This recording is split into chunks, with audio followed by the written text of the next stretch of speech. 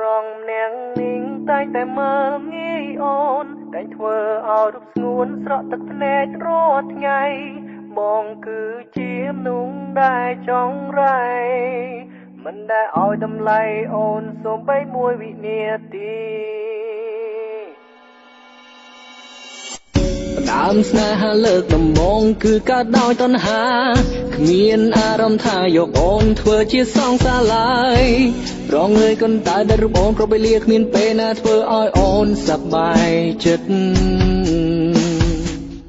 សន្យាថានឹងមើលថែអូនមួយជីវិត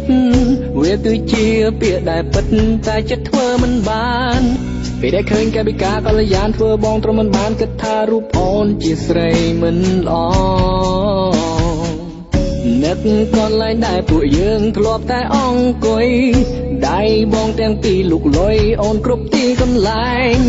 សូមរំលឹកស្ដាយស្ដាយមិនបាច់ក្រែងអ្នកណាព្រោះវាជាការពិតរឿងអតីតពិតមានន័យអបរំអ្នកតែតែមើលងាយអូនតែងតែធ្វើឲ្យស្ងួនស្រក់ទឹកភ្នែករាល់ថ្ងៃបងចង់រៃ